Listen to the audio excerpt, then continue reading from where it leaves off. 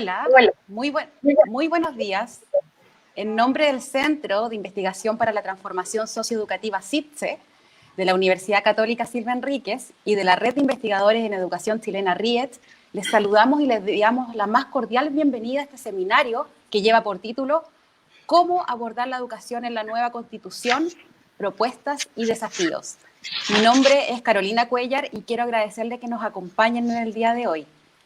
Como comunidades de pares académicos e investigadores comprometidos con la educación de nuestro país, nos sentimos llamados a propiciar el diálogo con la sociedad y contribuir a la reflexión en el campo educativo, con el fin de aportar desde una mirada crítica, con nuevas ideas que puedan tender puentes hacia la superación de nuestro cuestionado modelo educativo en el Chile que soñamos.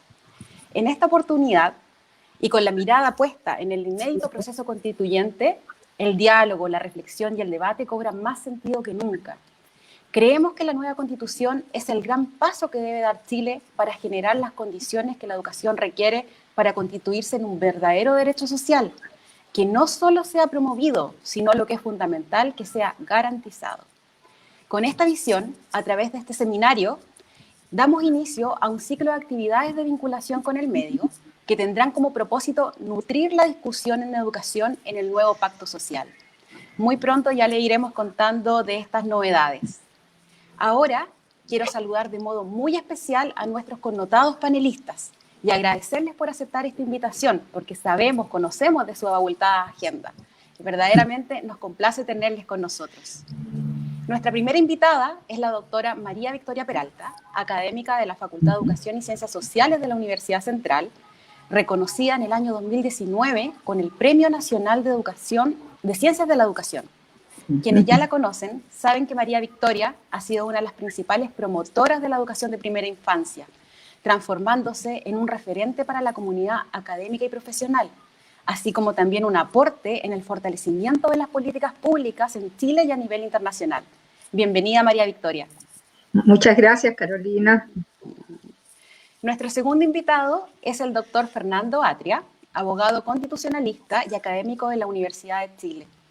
Durante los últimos años, Fernando ha participado activamente del debate ciudadano sobre la reforma educacional, los derechos sociales en general y, por supuesto, la nueva Constitución.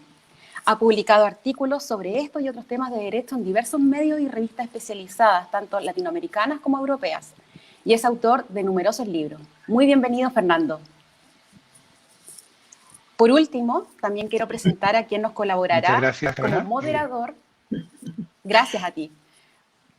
Como les decía, quiero presentar también a quien nos colaborará como moderador de las intervenciones de nuestros panelistas, el doctor Juan Pablo Queupil, que es el director del CITSE. Entonces, sin más espera, damos comienzo a este conversatorio. Les reiteramos los agradecimientos por estar aquí con nosotros y adelante, Juan Pablo.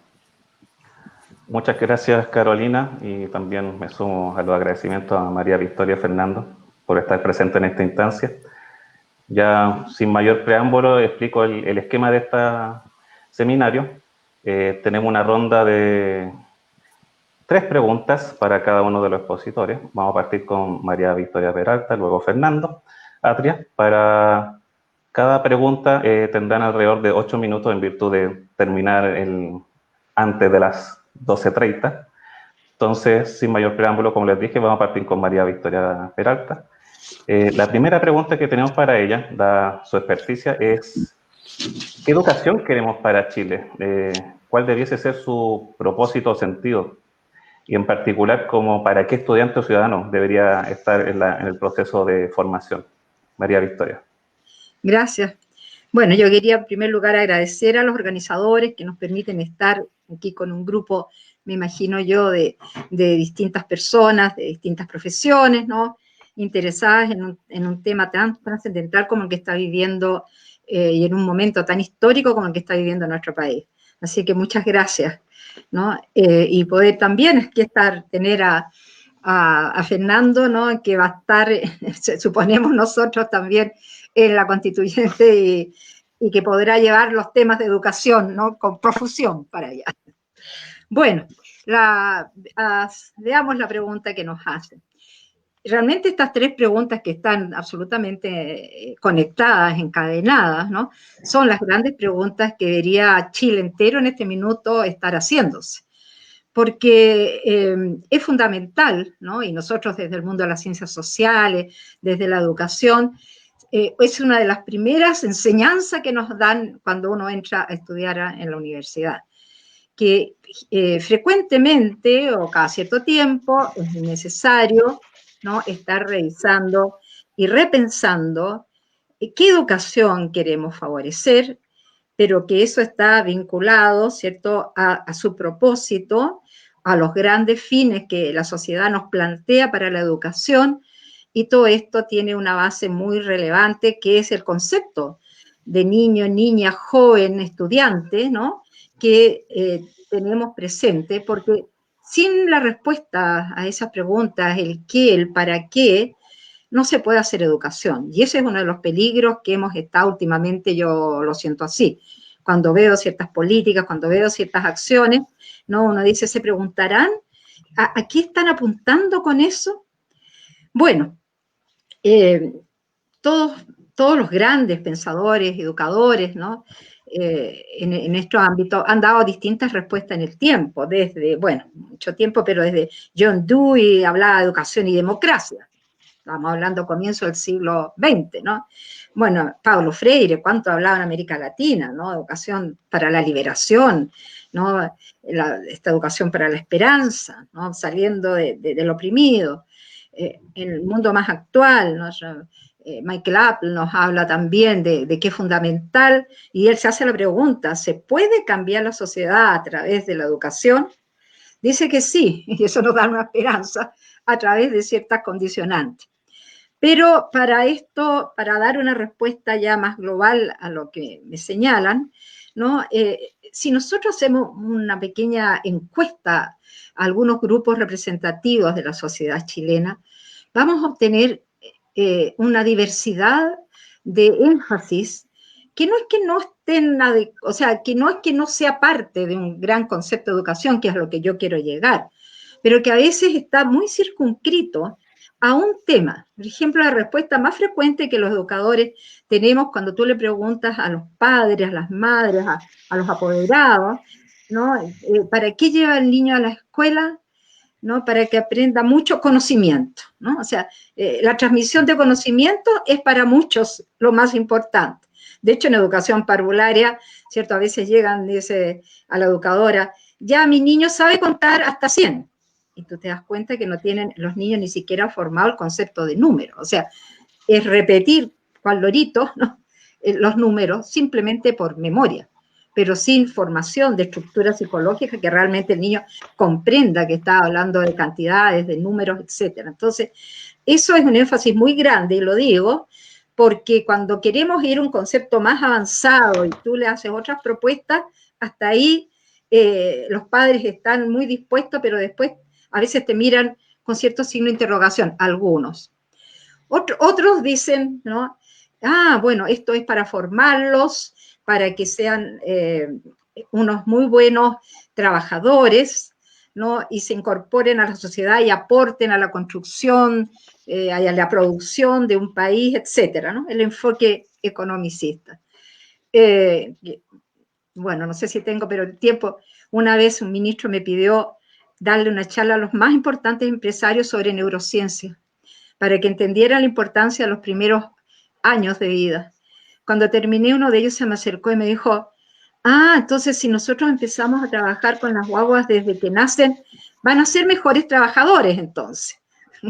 Entonces yo dije, eso es lo que comprendió, ¿no? Que le dije, bueno, entre otras cosas, pero nos interesan otros aspectos también, le dije, ¿ya? Entonces, por eso digo que uno va confrontando, ¿no?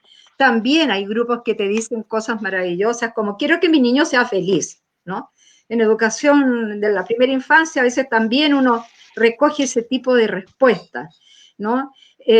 Otros tocan el tema también de para socializarse. Bueno, no es que estas respuestas no sean adecuadas, pero son parciales, a eso quiero ir, ¿no? Si pensamos en una respuesta más incluyente, que tendríamos que buscarla para darle una coherencia a este conjunto y un sentido, porque yo puedo tener mucho conocimiento y hacer una bomba biológica, como posiblemente ya exista, O sea, aquí hay que tener un marco valórico, un marco de derechos, ¿no? Para poder hablar un concepto más adecuado de educación. Y en ese sentido yo voy a atreverme a decir un poco este posible concepto desde mi enfoque, ¿no? Que es un enfoque humanista, pero como país deberíamos tratar de lograr un cierto consenso en esta discusión que vamos a tener que tener con motivo de la Constitución. Pensarlo como un gran proyecto, ¿no? De desarrollo de la humanidad que todos los seres humanos tenemos. Por tanto, debería ser, como muy bien lo han dicho, un derecho social para todos, inclusivo, que ahí está uno de los problemas, ¿no? Equitativo desde el nacimiento y con ciertas cualidades que aseguren una buena educación. Ojo que he dicho cualidades y no el concepto típico de marketing, calidad, porque ese concepto nos llegó de afuera. Lee tú los libros de los educadores del año 60 para atrás, desde Comenio, el fundador de la pedagogía moderna, y no vas a encontrar que ninguno de ellos te habla de calidad de la educación. Era absolutamente intrínseca a la educación. Si no tenía esas cualidades, no era educación. Podía ser adiestramiento, entrenamiento, sobreestimulación, lo que quieras, pero no es educación. Por tanto, ¿no? La educación es un derecho, ¿no?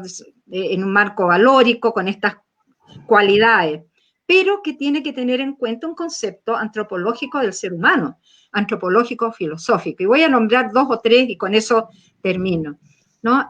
Lo que nos hace seres humanos, ¿no? Primero, reconocer la maravillosa singularidad de cada niño, niña, joven, ¿no?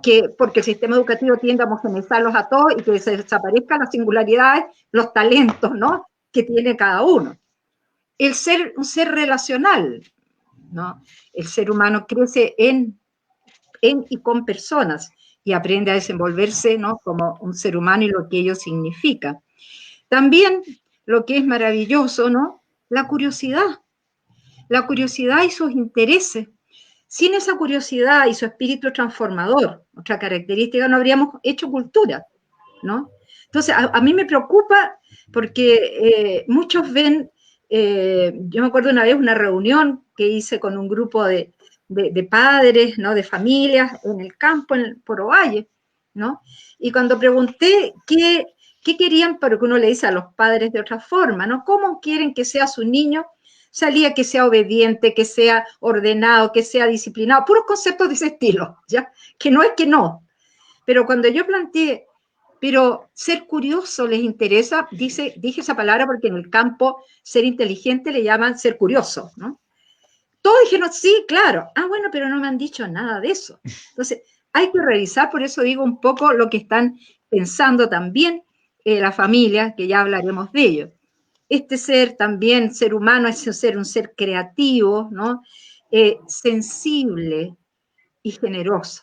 Sensible, hablábamos recién con Juan Pablo ahí, ¿no? El tema de la relación con la naturaleza. Nos interesa mucho el desarrollo sustentable, ¿no? Pero qué poco sensibles somos a nuestro entorno, simplemente el entorno más cercano, ¿no? Las plantas, el arbolito que tenemos ahí, la ave, el insecto, ¿no? Y para qué decir otras sensibilidades, ¿no? Con la Pachamama en general y con los seres humanos, ¿no? La generosidad. Los niños son tan generosos. Un ángel, porque no puedo decirlo de otra forma, de 1 año y medio, cuando ve a otro niño llorando, se saca su chupete y se lo enchufa en la boquita al otro. Si eso lo hace un niño de 1 año y medio, ¿por qué después terminamos en seres totalmente indiferentes al otro? ¿No? Entonces, yo por eso, por formación, ¿no? Mucho voy a este tema de desarrollar esta humanidad que todos tenemos, pero que se tiene que ir desplegando a través de la vida, de las experiencias, del apoyo de otras personas y, por supuesto, de su familia, ¿no? Dejemos a mí, por lo tanto, ese concepto que estudiante, un concepto persona, con todas estas características y muchas más, ¿no? que se podrían señalar. Muchas gracias, María Victoria. Sí, sin lugar a dudas tiene muchas aristas la pregunta y conexión con otras áreas que también se vinculan con la educación. Y bueno, mencionaste el marco de derechos. una anécdota con algún ministro de educación, y también la educación como derecho social, y sabemos que Fernando escribió un libro que lleva básicamente ese título. Entonces, Fernando, bueno, para ti la pregunta que cae básicamente de cajón: ¿qué aspectos de la educación que están presentes en la actual Constitución se deberían mantener o quizás modificar, y cuáles deberían ser totalmente nuevos? Ya entrando al área de tu expertise como abogado constitucionalista, ¿cuál es tu opinión al respecto? Sí, muchas gracias, Juan Pablo.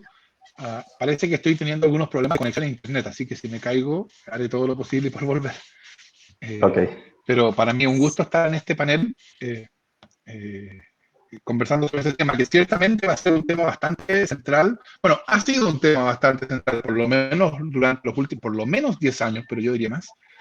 Y no me cabe ninguna duda que va a ser un tema importante en la discusión constituyente que viene. Y aquí hay que hacer una diferencia, ¿no? Porque hay una discusión que es, por así decirlo, constituyente, que tiene que ver con las características fundamentales de la educación en un orden constitucional nuevo.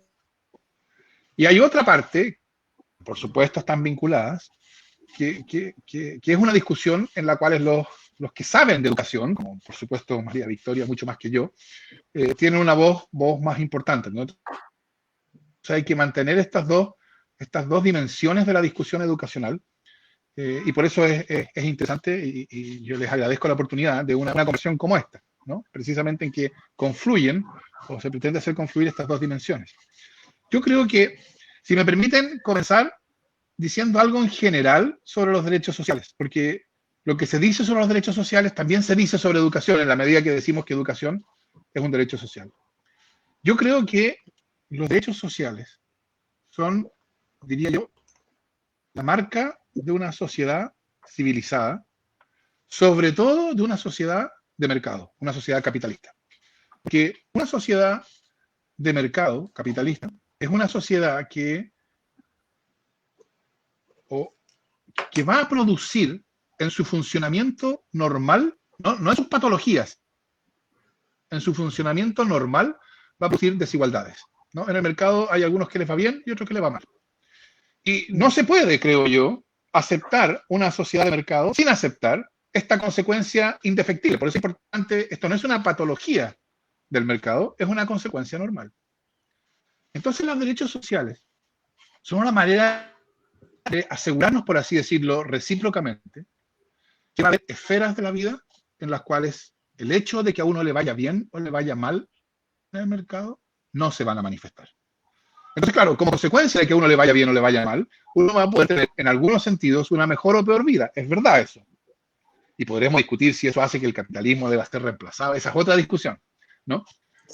Pero sin derechos sociales, lo que eso significa es que todas las dimensiones de la vida van a depender de esas desigualdades que da el mercado. Los derechos sociales son una manera de asegurarnos recíprocamente que da lo mismo que a usted le vaya bien o le vaya mal en el mercado, sus hijos van a recibir una educación adecuada. Da lo mismo que a usted le vaya bien o le vaya mal, cuando usted tenga una necesidad médica, va a poder acceder a la atención que necesita. Y esa atención no va a depender de cuánto usted puede pagar por ella. Esa educación que van a recibir sus hijos no va a depender de si usted puede pagar por una educación, entre comillas, con la salvedad que decía María Victoria, por cierto, de calidad o no. Eso, creo yo, es la noción fundamental de derechos sociales. Y eso es lo que la Constitución actual simplemente ignora. Y decir ignora en los hechos significa niega. Y entonces, yo diría, ¿cuál es la cuestión fundamental que la nueva Constitución yo esperaría que consagrara respecto de la educación ahora? Pero la educación en el entendido de que es parte de ese núcleo civilizatorio ciudadano. Bueno, que la educación es eso, es una esfera articulada por el principio ciudadano, un principio igualitario. Todos tienen derecho a una igualdad. La fórmula que haría yo es que habrá iguales oportunidades de desarrollo de la personalidad a todos. Y no, entonces, eso excluye una educación organizada conforme a la lógica del mercado. Porque en la lógica del mercado, las oportunidades de desarrollo de la personalidad se distribuyen de acuerdo al criterio de mercado, de acuerdo al criterio de cuánto cada uno puede pagar por ellas. Entonces yo diría, esa es la cuestión fundamental. La manera en que hoy día los derechos sociales en general, no solo educación, pero también educación, están constitucionalmente configurados, muestran indiferencia frente a esta idea. Es decir, no hay contradicción, y esto se ha reiterado una y otra vez, por cierto, no hay contradicción entre tener un sistema educacional organizado a la manera del mercado y lo que la Constitución llama derecho a la educación. De acuerdo a la explicación que yo he dado, eso es lo mismo que negar el derecho a la educación. Es decir, la educación no es un derecho, la educación es una esfera más que estará entregada, que estará organizada como un mercado. Y está bien, eso tiene una limitación.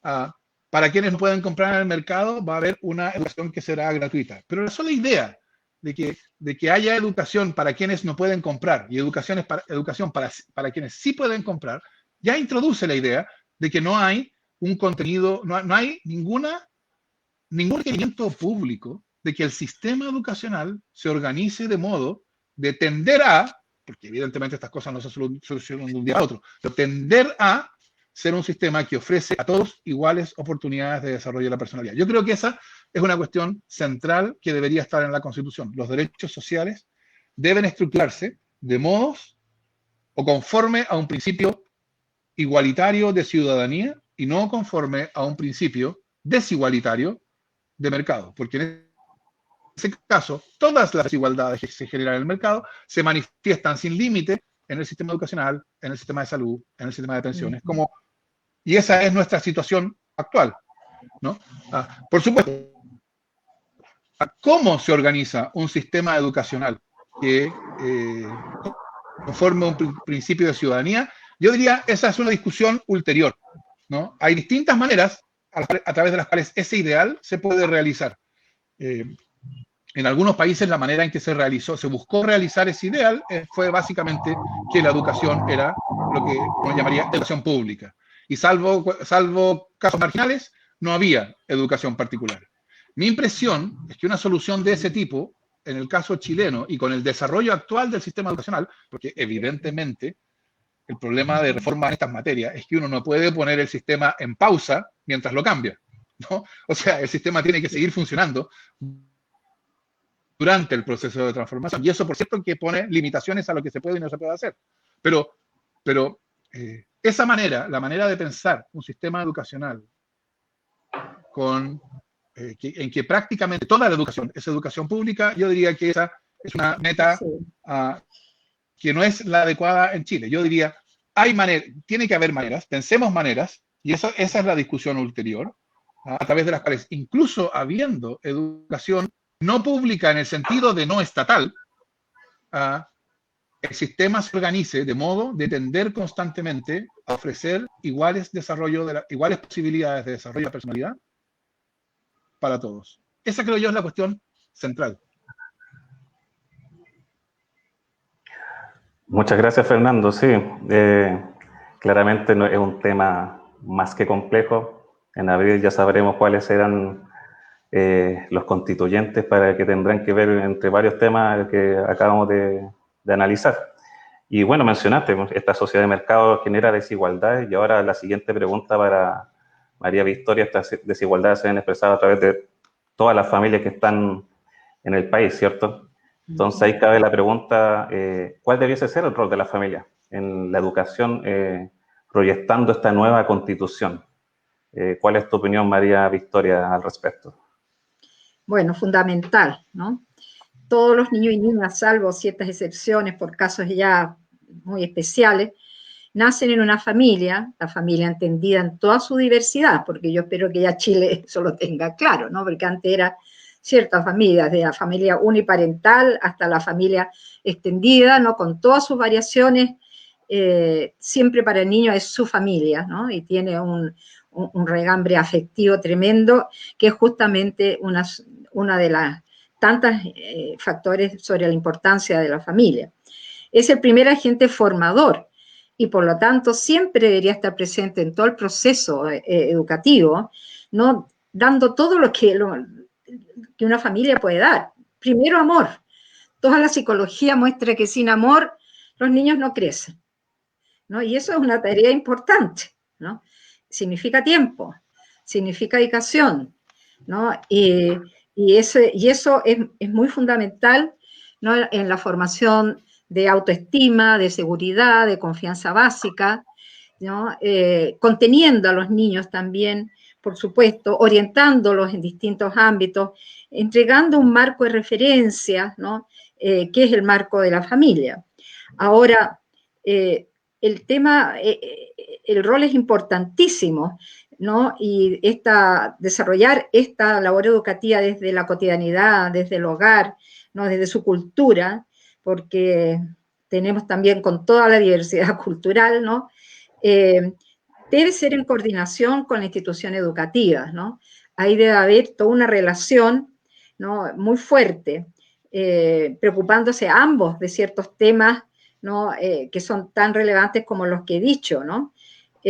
Ampliándole el mundo cultural a los niños desde lo que está allá, ahí mismo. Hablábamos recién con Juan Pablo, impresionante la falta de conocimiento de todos nosotros los chilenos del medio cotidiano, o sea, hablamos del árbol, no mencionamos cómo se llama el árbol, del pájaro, del insecto, o sea, ni siquiera manejamos esos elementos más claves, tanto que puede entregar una familia, ¿no? Facilitando, llevando a los niños a los museos, a presentaciones de todo tipo, y no solamente al mall, ¿no? Como sucede desgraciadamente, ¿no? Y preocupándose de algo muy importante, que ya voy a referirme un poquito más, de la salud mental de los niños. Esa salud mental se forma desde que nace y necesita todo este ambiente que estoy hablando de compañía, de amor, de preocupación, de contención, ¿no? De resiliencia, que son los aspectos que da la familia.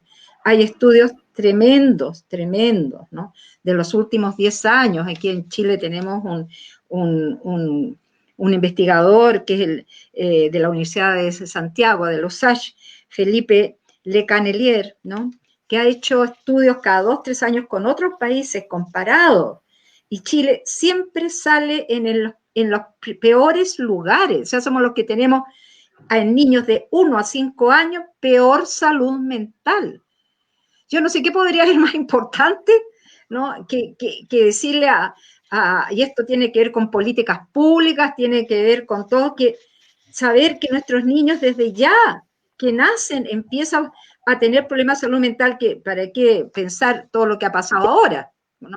Con niños que han estado constreñidos, sobre todo los sectores vulnerables, en casas pequeñas, ¿no? Donde la familia ha estado también tremendamente urgida por la subsistencia.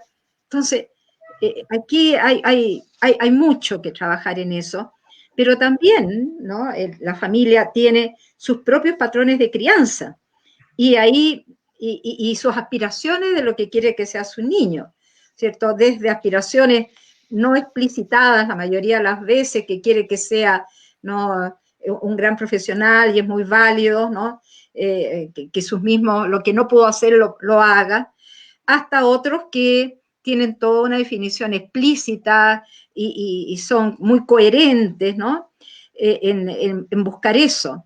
Hay un libro que yo se lo recomiendo a los que están aquí, que es maravilloso, de una gran psicóloga estadounidense de la Universidad de Berkeley, que Alison Gopnik, Padres jardineros o padres carpinteros, que ella engloba dentro de las culturas, pero tiene mucho válido, que dentro de las normas de crianza, ¿no? Hay como 2 grandes tipos y después una cantidad de subtipos, ¿no? Padres que se consideran carpinteros y van tallando al niño, modelándolo, ¿no? A su imagen y semejanza en todos los aspectos, ¿no? Y otros que son jardineros, que ponen los elementos, el ambiente, ¿no? El abono, el agua, la luz, para que este niño, ¿no? También a veces lo apoyan. Es muy bonita la imagen, ¿no? Para que vaya desplegando justamente estas potencialidades y lo que este niño es, ¿no? Y todos sus talentos. Por eso que estos temas hay que abordarlos, ¿no? Desde educación parvularia para arriba. Y los padres deberían tener una participación muy fuerte en el proyecto educativo de las escuelas, de los colegios, de los jardines infantiles, ¿no? Y discutir todo esto que hemos conversado, fines, propósitos, concepto de niño, formas de hacer la educación, ¿no? Que parece que le tienen miedo muchos a toda esta participación familiar. Por tanto, de alguna forma creo que tiene que estar esto incluido en la Constitución también o en las leyes que se deriven de ello, ¿no? Entiendo, ahí ya se pondrán de acuerdo, ¿no? Porque no todo tiene que ir en la Constitución, ¿no?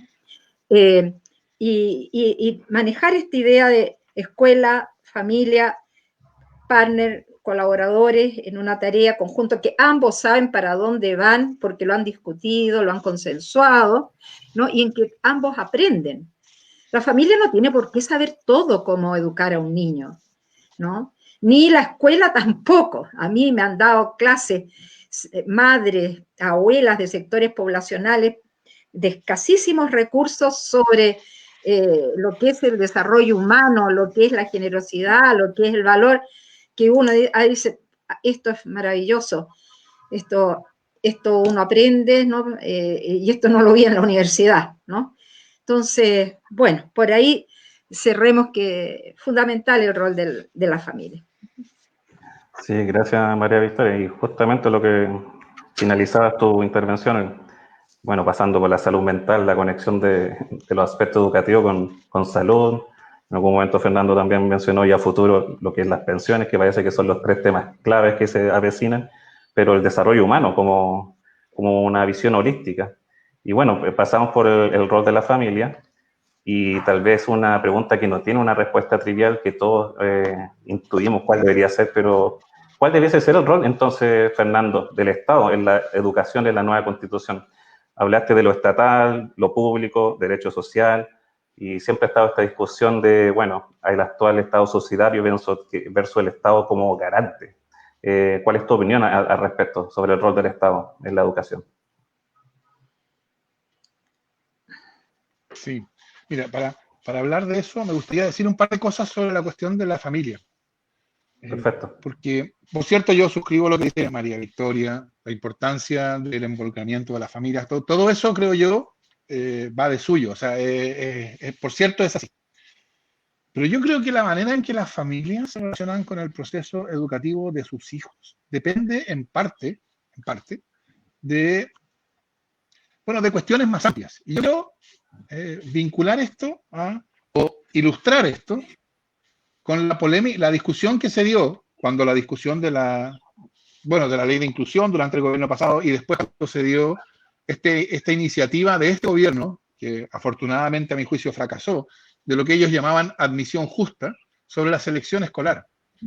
Porque yo creo que hoy día las familias aprenden, porque así está diseñado el sistema, que hay en principio una suerte de contradicción de intereses entre lo que a ellas les importa, que es la educación de sus hijos, y, bueno, lo que yo decía antes, ¿no? Que el sistema educacional abre oportunidades de desarrollo de la personalidad para todos. Entonces, por ejemplo, el hecho de que se excluyera la posibilidad, que es lo que hizo la ley de inclusión y lo que este gobierno pretendió revertir, no pudo, que se excluyera la posibilidad de que las escuelas o los establecimientos seleccionen a los postulantes cuando había un exceso de demanda, entre comillas, yo creo que ilustra este punto, porque parte de la discusión fue el perjuicio que significaba para las familias de clase media el hecho de que los establecimientos no pudieran discriminar. Yo creo que eso ilustra respecto de que en este sistema, como es un sistema de mercado, que tiene una lógica de mercado, las familias ven que parte de lo que va en el interés de sus hijos es un sistema que funcione segregando al que, entre comillas, de cualquier manera que sea relevante, está peor. Yo creo que eso no es una cuestión que uno deba aceptar como natural, como que así son las cosas y que con eso hay que bregar. Yo creo que eso es una consecuencia del modo, de la filosofía con la que está diseñada el sistema educacional. La misma idea de que el gobierno, por ejemplo, o el Estado, cumple un rol por la vía de crear ciertas escuelas emblemáticas, estas escuelas bicentenario, de modo que quienes lleguen a esas escuelas van a ser afortunados y quienes queden afuera, bueno, no van a ser afortunados o van a ser perjudicados. Esa es otra manera de reforzar esta idea. No hay una preocupación por un sistema que asegure oportunidades de desarrollo de la personalidad para todos. Lo que hay es un sistema en que hay algunas oportunidades y cada una de las familias tendrá que hacer lo posible para aprovecharlas.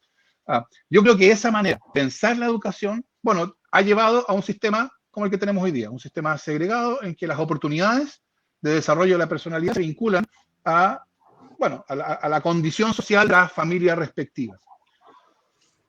Eso yo creo que puede cambiar y tiene que ver con cómo se diseña el sistema educacional. ¿Cuál es la participación de las familias? Yo creo que la idea de la óptica de las familias es una óptica relevante para el funcionamiento del sistema educacional y que entonces en las comunidades educativas las familias tienen que tener una voz relevante y que entonces uno no debería pensar un sistema de educación pública como un sistema que está controlado desde el Ministerio de Educación para todo Chile, uniformemente, sino que debería pensarlo descentralizadamente, de modo que permitan la participación, entre otros, de las familias a nivel local. Yo creo que es una cuestión importante. Ese es un recurso o una posibilidad que el sistema no puede ignorar, creo yo. Y entonces, la función que yo creo que le corresponde al Estado, o sea, hoy día, en general, lo que se llama Estado subsidiario, independientemente de lo que el principio de subsidiariedad significa en otros contextos, porque aquí hay mucha confusión, a veces creada intencionalmente, ¿no? De que la subsidiariedad es una idea que viene de la doctrina social de la Iglesia, o que en la Unión Europea significa tal cosa. Está bien, esa es una discusión académica. En Chile, el principio de subsidiariedad significa que el deber fundamental del Estado es asegurar las condiciones del mercado. Y esto se nota en muchas cosas. Por ejemplo, cuando se discutió en el gobierno pasado la posibilidad de que el acceso a lo que se llamó la gratuidad, ¿no? Al financiamiento público de los estudios, en el caso de las universidades, fuera diferenciado para las universidades estatales y las privadas, me caí, ¿no? No, sigues ahí. Estás pegado nomás. No, ahí te pegaste. ¿Me están escuchando o estoy hablando solo? Sí, no, perfecto, te escuchamos. Bueno, continúa entonces. Sí. Por Ya. favor. Entonces, cuando se discutió la idea de que el acceso al financiamiento público fuera diferenciado para las universidades estatales de las universidades privadas, eso se declaró inconstitucional diciendo que era, que era discriminatorio. Bueno, lo que yo creo que eso muestra es que el principio fundamental es que el Estado tiene el deber de asegurar las condiciones del mercado, entre las cuales están un tratamiento homogéneo para todos los participantes. Esa idea, en eso consiste, creo yo, el principio de subsidiariedad. Y entonces, la idea de Estado subsidiario que lleva a eso, que es la negación de los derechos sociales, porque impone al Estado el deber de velar por las condiciones del mercado, tiene que ser reemplazado por un Estado, para usar el lenguaje del constitucionalismo europeo, un Estado social y democrático de derecho, que es un Estado que en esta materia tiene el deber fundamental de asegurar derechos sociales, con esferas de ciudadanía, en la cual el sistema se organiza de modo, en el caso de la educación, de asegurarle a todos iguales oportunidades de desarrollo de la personalidad. Yo creo que esa es la definición constitucional fundamental. Lo demás se sigue de ahí. Y como yo decía antes, la forma específica en que el sistema se organice, que tiene que tomar en cuenta la historia, la tradición, etcétera, muchas otras cosas, el momento, eso creo yo es una discusión ulterior. Pero el principio fundamental es que el deber fundamental del Estado no es asegurar las condiciones del mercado en estas materias, sino es realizar derechos sociales o esferas de ciudadanía. Muchas gracias, Fernando. Sí, bueno, para ir a la siguiente pregunta, que es la misma dirigida para ambos, me quedo con el concepto de este diseño del sistema educacional, ¿cierto? Ahí entramos ya a lo operativo, o como diría el refrán del dicho al hecho. No basta con que en la Constitución se diga que la educación quede plasmada como un derecho social. Entonces, la siguiente pregunta es justamente, ¿cuáles serían los factores operativos concretos, si es que tienen en mente alguno, para justamente posicionar a la educación en la nueva Constitución como un verdadero, real derecho social y aplicable en toda la fase de educación? Sin ir más lejos, María Victoria Peralta, educadora de párvulos, profesora de Estado, más su visión y también la visión de Fernando. Pero partamos con María Victoria. ¿Cuál es tu opinión? Ya entrando al área chica y en base a toda tu experticia de lleno ahí en el aula, en la educación. Sí, eso es claro, porque uno está ahí, ¿no? Con las bases en la calle, en la escuela, y ahí hay un mundo tan distinto, ¿no? Bueno, no es fácil, no es ninguna novedad que lo diga, porque tenemos un Chile muy polarizado en este momento, ¿no? Así es. Entonces, cuando estamos hablando de que tratemos de llegar a un consenso de un concepto de educación, ¿no? De cuáles son sus cualidades primarias, eso yo creo que va a ser un proceso difícil, ¿no? Porque tengo que decirlo, yo tengo 50 años de haber estado en el mundo de la educación. He pasado por todo tipo de gobiernos, desde la dictadura hasta los gobiernos democráticos. He estado en gobierno de la concertación, ¿no? He estado con muchos ministros de educación, primeras damas, presidentes, ¿no? Y realmente, claro, todo el mundo declara la educación como lo más importante, lo trascendental, los niños primero y todo lo demás, ¿no? Pero también mi experiencia desde peleando por el presupuesto para la Junta Nacional de Jardín Infantil, del cual fui directora, ¿no? En Hacienda y en otros, a la hora de los que hubo, como diríamos en Chile, ¿no? Esa prioridad, esa gran importancia al ser fundamental, ¿no? Iba bajando, ¿no? Y eso lo vemos todos los días, ¿ya? Por ejemplo, estamos pegados en aumento de la cobertura de la educación parvularia, ya desde el gobierno anterior, ¿no? Y ahora incluso bajamos con todo esto de la pandemia, ¿no? Un país que tiene un 50% de atención a los niños de nacimiento a los 6 años, ¿no? En eso estamos. Entonces, para nuestro Chile, que declara que la primera infancia es lo más importante, eso no es ninguna maravilla, ¿no? Pero ha pasado algo importante, ¿no? Que también tengo que decirlo. Yo creo que este golpe que hemos tenido con, la Isabel Allende dice, hemos aprendido a patadas, dice, con el estallido social, con la pandemia, no nos puede dejar incólume de que, vamos a seguir similar. Esto es un gran golpe a revisar todo, ¿no? No es como, por supuesto, como decía Fernando recién, no es que vamos a parar y vamos a construir otra cosa al lado paralelo, no. Pero si no lo hacemos ahora, ¿no? Dudo que haya otro momento histórico en que nosotros estemos abiertos, estemos pensando en general que hay que hacer cambios, lo que pasa es que unos piensan que los cambios van para un lado y otros van para el otro lado, ¿no? Ese es el tema. Pero ha sucedido algo interesante. Se han configurado distintos grupos importantes de reflexión social, tanto a nivel de cabildos como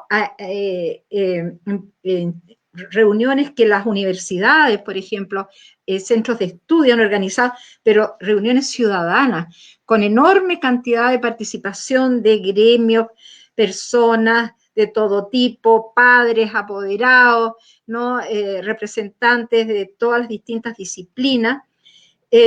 Y yo, bueno, he tenido la oportunidad de participar en varias de ellas, ¿no?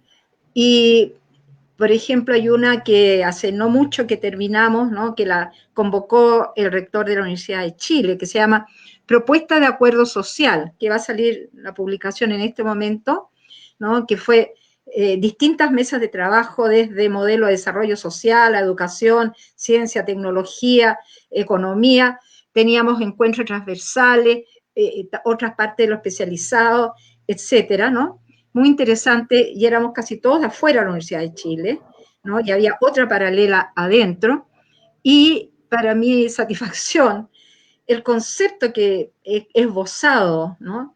De un desarrollar en una forma la humanidad que todos los seres humanos llevamos para un desarrollo de un proyecto personal y colectivo, ¿no? En un marco valórico, en una concepción de un ser persona holística, me lo fui encontrando en muchas personas, incluso en las profesiones que a veces economistas, que son absolutamente, uno piensan distinto que el mundo de las ciencias sociales.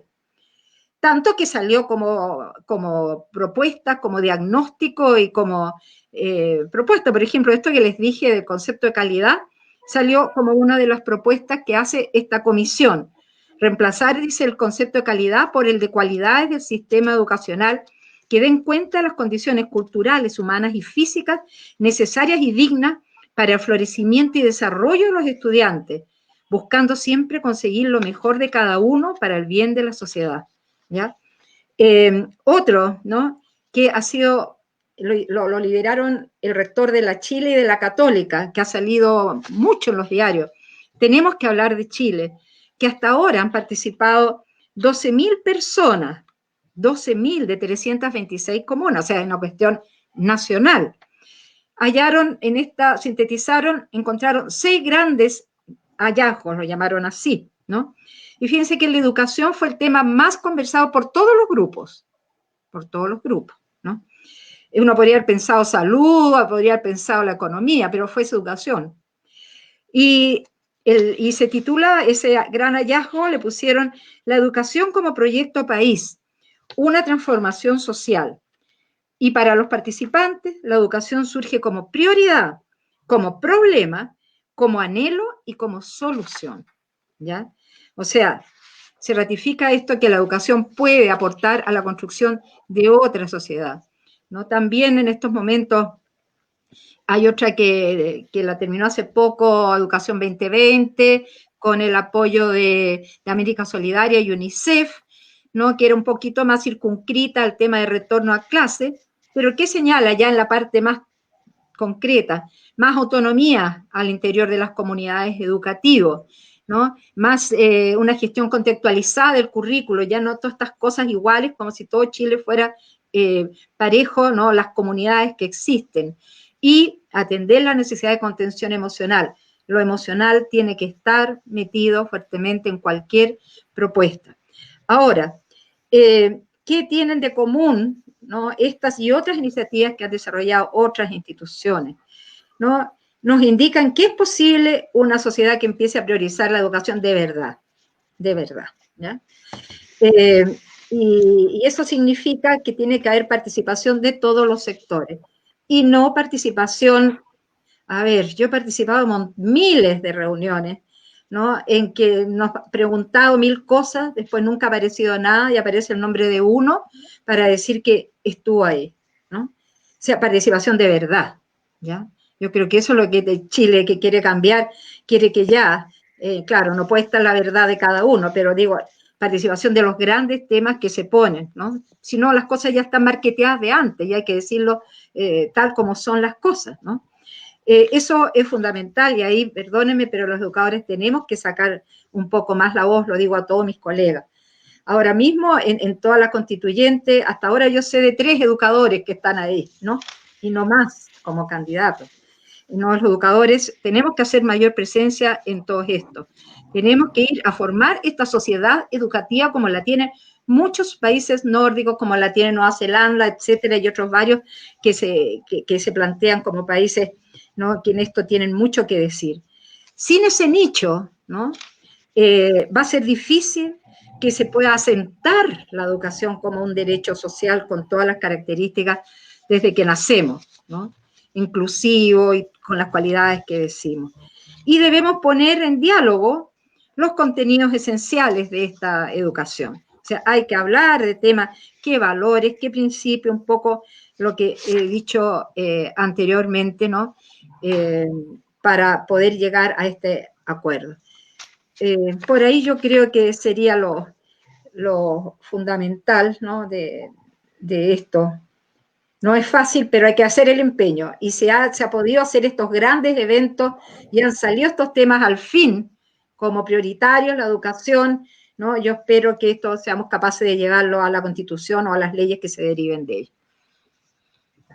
Sí, muchas gracias, María Victoria. Sí, resulta clave la participación y el diálogo. Y Fernando, la misma pregunta para ti, desde tu expertise, desde el derecho y desde lo que se avecina. ¿Cuáles serían estos factores operativos que podrían posicionar a la educación como un verdadero, un real derecho social? Sí, bueno, es bien importante. Primero que nada, me caí en la mitad de la exposición de María Victoria, así que no escuché todo lo que dijo, solo escuché. Sí. Pero es bien importante la calificación que tú haces, Juan Pablo, ¿no? Porque aquí, evidentemente, para responder esta pregunta hay distintas ópticas, desde los educadores o quienes están preocupados del contenido, o sea, de la educación, y con quienes hablamos de educación desde el punto de vista de su diseño constitucional, ¿no? Por supuesto, esto es importante que estas dos ópticas conversen, como estamos haciendo ahora, pero son distintas. Yo creo que desde el punto de vista de los factores concretos, yo diría, por ejemplo, que el paso que se dio, a mi juicio, con la ley de inclusión, era un paso totalmente imprescindible. O sea, si uno lo piensa, yo estoy seguro que ya, pero sobre todo dentro de poco, vamos a mirar a la discusión de la ley de inclusión y preguntarnos cómo esas tres condiciones resultaron ser controvertidas. O sea, ¿cómo alguien podía controvertir que la educación tenía que ser sin fines de lucro? Los fines de lucro lo que significan es que el sostenedor de un establecimiento tiene un interés privado en lo que puede sacar del establecimiento. Y ese es un interés que en principio está en oposición al interés de la comunidad educativa, que quieren que no saquen recursos. Entonces, ¿cómo podían pensarse las comunidades educativas a cargo de una persona cuya finalidad legalmente legitimada era extraer recursos de ese esfuerzo? Y lo mismo con la selección, y lo mismo con el financiamiento compartido, el copago. O sea, yo creo que eso era como o sea, antes de eso, lo que teníamos era un sistema extraordinariamente indiferente a la finalidad de igualdad ciudadana. Pero no es solo lo único, por supuesto. O sea, una cosa es realizar eficazmente esas tres condiciones, que yo creo que son las condiciones mínimas para que la existencia de educación privada no signifique mercado. Ahí yo creo que también hay que preguntarse sobre el rol que uno esperaría que en la nueva Constitución tuviera la libertad de enseñanza. Y esto se refiere a lo que yo decía antes, acerca de que las fórmulas que en otro contexto y en otros países funcionaron para hacer realidad el derecho a la educación no tiene por qué ser la fórmula que se usa en Chile.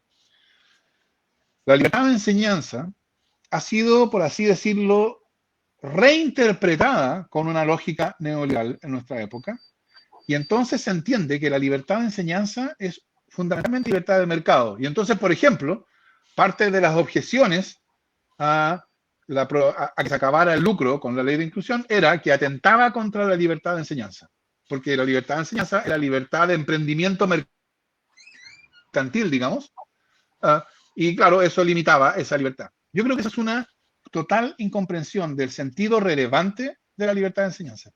Porque, de hecho, del sentido histórico, la libertad de enseñanza en Chile nunca fue defendida, antes del momento neoliberal, nunca fue defendida como la libertad de hacer un negocio de la educación. La libertad de enseñanza era una idea defendida fundamentalmente por la Iglesia Católica, con la finalidad de crear espacio para proyectos educativos que fueran no estatales.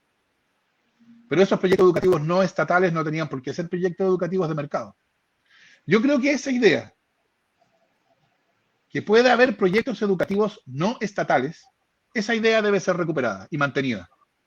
En ese sentido, yo creo que la educación en el contexto chileno de esta época, dadas las circunstancias actuales, pensar que la recuperación o la educación como derecho social exige un sistema sin proyectos educativos no estatales, y que con todos los proyectos educativos sean estatales, o la mayoría, etcétera, yo creo que no tiene realidad en Chile. Entonces, en ese sentido, yo creo que la libertad de enseñanza, no como libertad de mercado, sino como la libertad, posibilidad de proyectos educativos no estatales, debe ser mantenida. Y esto, por cierto, se vincula a la posibilidad de participación, porque esos proyectos educativos no estatales no tienen por qué ser proyectos educativos, bueno, no van a ser proyectos educativos de empresarios.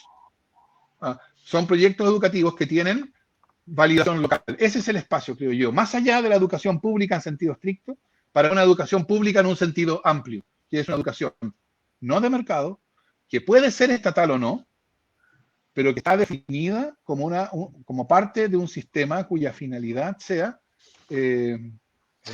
abrir iguales oportunidades de desarrollo de la personalidad a todos. Y aquí hay una cuestión que yo creo que es bien insólita, que ha decrecido, pero que sigue siendo presente. En Chile no tenemos, por así decirlo, un estatuto jurídico de la escuela pública.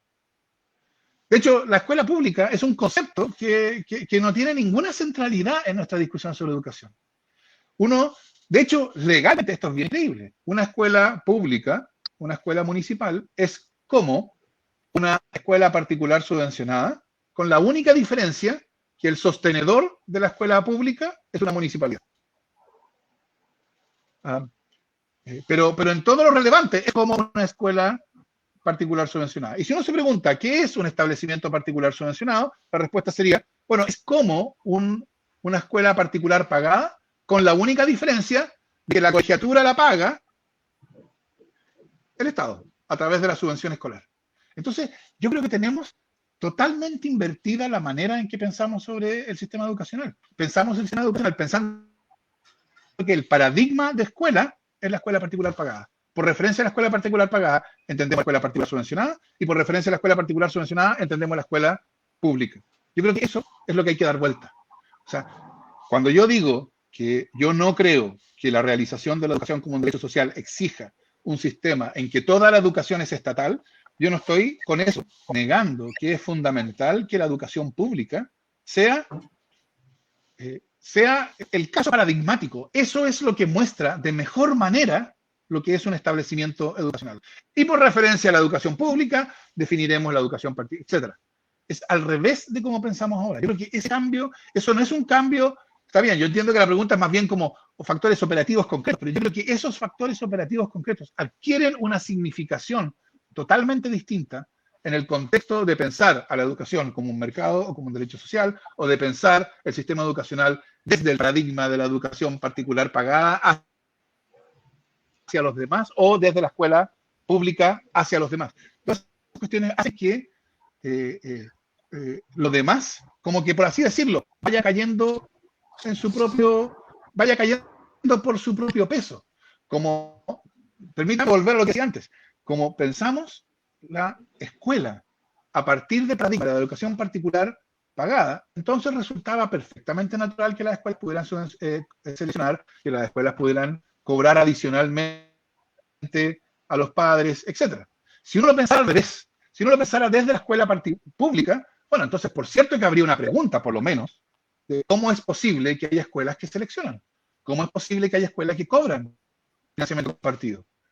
Pero entonces, yo creo que es muy importante lo que la Constitución, yo esperaría que la Constitución hiciera, fundamentalmente es permitir o fomentar o producir este cambio de óptica, de que nosotros estamos en realidad pensando la educación en un mundo invertido.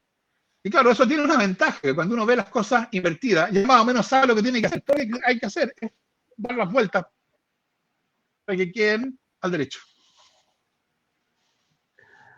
Así es. Sí, gracias, Fernando. Y con respecto a este cambio de óptica, bueno, ustedes aparte de ser expertos en la materia, también son académicos e investigadores. Y justamente ahí está esta noción que hay bastante investigación sobre la educación chilena. Y aquí un saludo también a la red investigadora en la educación chilena. Y bueno, esto para presentar la última pregunta para ambos también. Partimos con María Victoria. Justamente, ¿qué lugar debiese tener la investigación en educación en la nueva Constitución? Hay un montón de información al respecto, todos los aspectos que han indicado está, por decirlo de una forma, validado por investigación realizada desde hace mucho tiempo.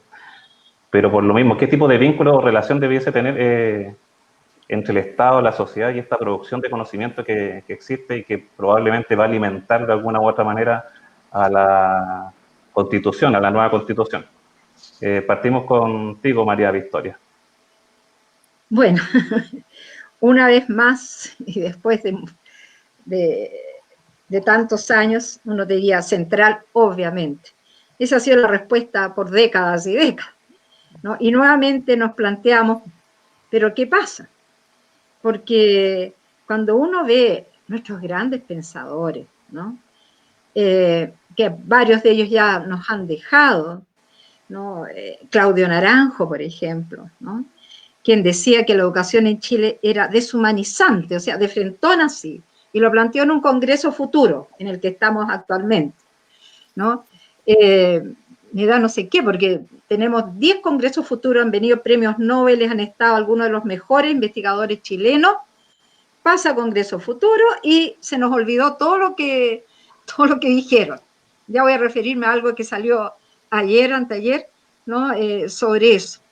Pero si pensamos en Humberto Maturana o otros premios nacionales como Abraham Maguenzo, especialista en el tema de derechos en educación, me llamó la atención el otro día Cecilia Hidalgo, que es presidenta de la Academia de Ciencias, ¿no? Dijo la semana pasada en la revista Ya, el Mercurio, el poder político tiene que escuchar a los científicos, ¿no? Y delante yo hacía referencia a las investigaciones de Felipe Le Cannelier, ¿no? Y fíjense que dice una frase, y aquí tengo el recorte, que me dice: llevo 10 años gritando a todo el mundo que me quiera escuchar sobre los problemas de salud mental de los chilenos y de los niños. Entonces, realmente es triste la situación, ¿no? Las políticas públicas no se hacen la gran mayoría en base a la investigación. Se hacen con los intereses políticos del momento, algunos serán adecuados y muchos responden a distintos intereses, ¿no? De todo tipo, algunos coyunturales menores de conveniencia, pienso, ¿no? Pero no se nutren en las miles de investigaciones y sobre la historia de la educación. Yo me dedico a historia de la educación infantil, entre otras cosas. Y las veces que he escuchado cómo redescubren la rueda otra vez en educación infantil, es triste ya, ¿no? Y esto me lo han dicho presidentes, primeras damas, ministros, subsecretarios, ¿no? Distintos.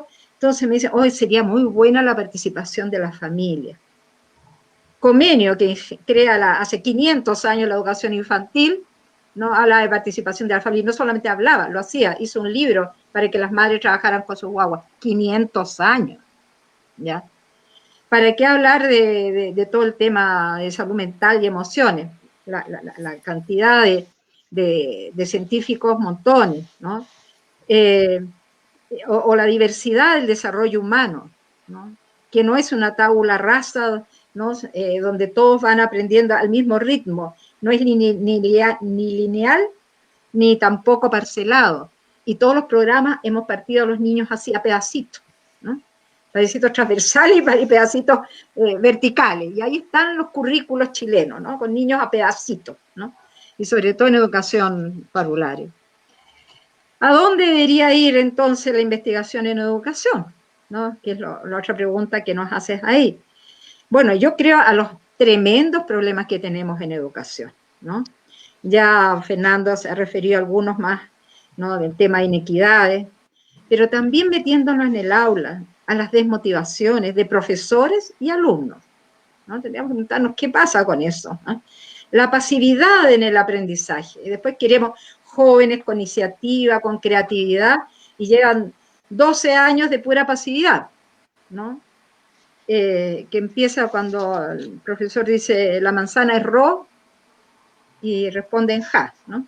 Entonces, y queremos después pensamiento creativo, reflexión, descontextualizado, ¿no? La homogeneización para todos, ¿no? Entonces, ¿y la investigación en qué queda? En una revista indexada, generalmente del mundo anglosajón, que pocos leen, los educadores pocos leen esas revistas, no están a su alcance, ¿no? Y los investigadores también a veces no escribimos para ellos, sino porque todo el sistema de acreditación de las universidades lleva a que tú tengas proyectos de investigación en ciertas áreas, ¿no? No hay el concreto, el real, el que necesitan realmente, ¿no? O estén en cualquier lugar del mundo. Entonces, creo que aquí hay un tema tremendo, ¿no? Sobre el tema investigación y política pública y todo lo que eso supone de política pública. Yo se lo manifesté hace no tanto al ministro de Ciencias, le dije que esa era mi preocupación como educadora, que sacábamos, ¿no? Con tener tantos maravillosos investigadores, y están clamando ellos que alguien considere sus aportes, ¿no? Y siempre además nos gusta el aporte de afuera solamente, hay cosas muy interesantes afuera, pero si alguien lo dice la profesora Viola Soto Guzmán, Premio Nacional de Educación, maestra querida. No, porque lo dijo Viola Soto, no lo dijo este personaje de allá, cuando los investigadores nuestros son los que han estado ahí metidos, ¿no? En la calle, en la escuela, con los jóvenes, con los niños, conociendo a las familias en realidad, ¿no? Y no solamente en un libro. ¿Cuántas veces me ha tocado escuchar que llegan de países desarrollados a decir, es muy importante la participación de las familias? Y al lado yo tenía una educadora que le daría un doctorado en educación porque ha trabajado en los canales australes con la familia, andando en bote, andando a caballo para llegar al único niño que hay en una caleta en Tierra del Fuego. O sea, ante todo ese conocimiento y experiencia que hay, muy poco y nada se aprovecha en Chile. Sí, así es, María Victoria. El tema no es complejo. Sabemos de esta política pública también de formación de capital humano avanzado. Han llegado muchos con grado doctor en educación. Se ha generado evidencia y conocimiento. Entonces, Fernando, para ti la misma pregunta. Ahora, ¿cómo podría hacerse este vínculo de manera más real, quizás efectiva, entre el Estado, la sociedad y esta producción de conocimiento que hay tanto en educación como en otras áreas del saber, desde tu punto de vista y también en base a la frase que mencionaste, este cambio de óptica también? Sí, sí, no, yo partiría por el punto que tú mencionas, Juan Pablo. No, este no es solo, por lo menos hay una parte de este problema, no es solo un problema en la educación.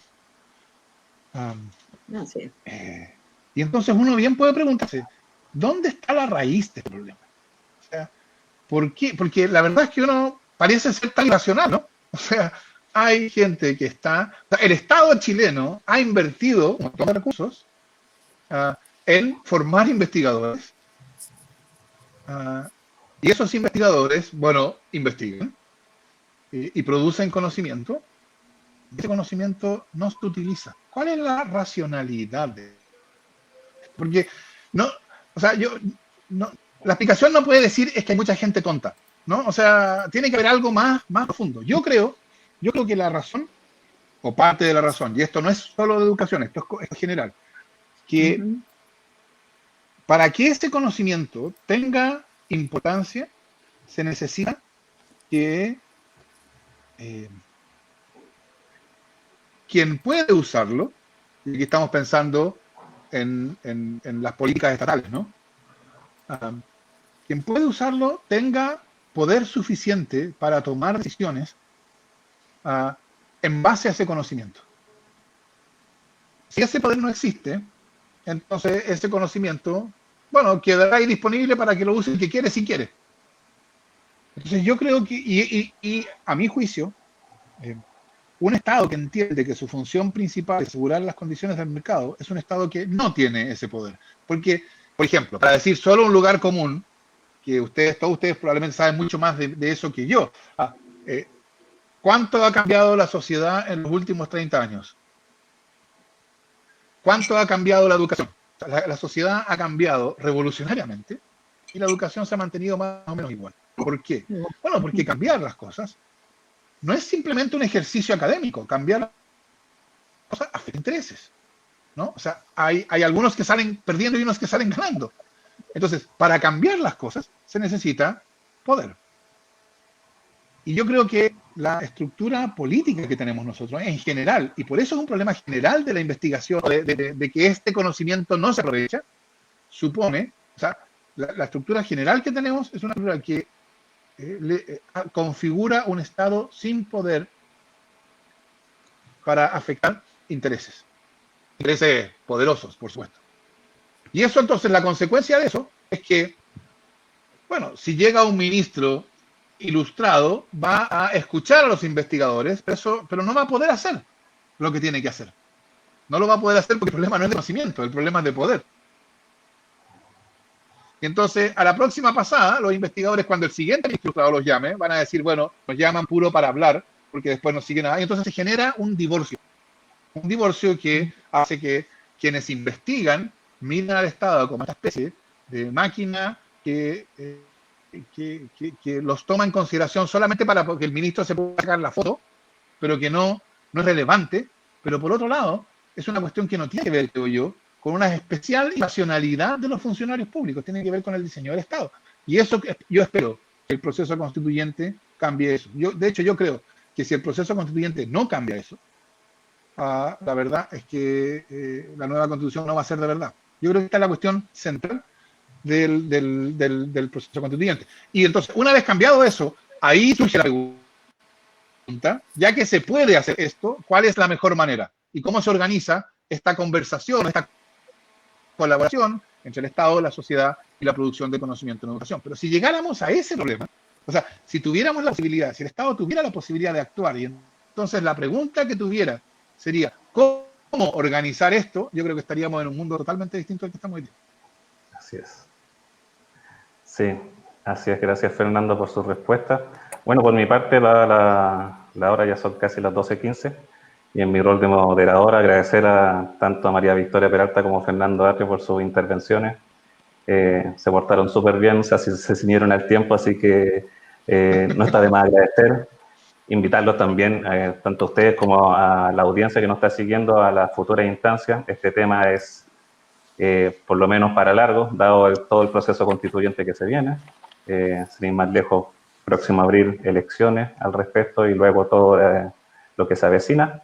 Y bueno, agradecer nuevamente, y los dejo con Carolina con unas palabras al cierre para este evento. Gracias, Juan Pablo. Muchas gracias, María Victoria. Muchas gracias, Fernando. Me sumo a estas palabras de agradecimiento.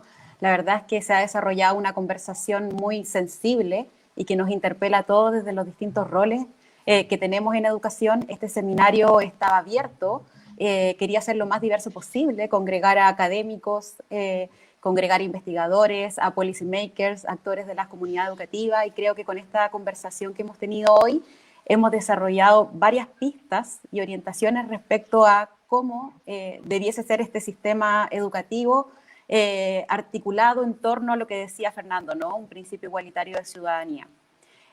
Los invitamos a seguir esta discusión por nuestras distintas plataformas, como decía Juan Pablo, que están apareciendo en el GC abajo, a que nos contacten también para poder conocer sus intereses respecto a otro tipo de actividades y también otro tipo de temáticas que sean prioritarias.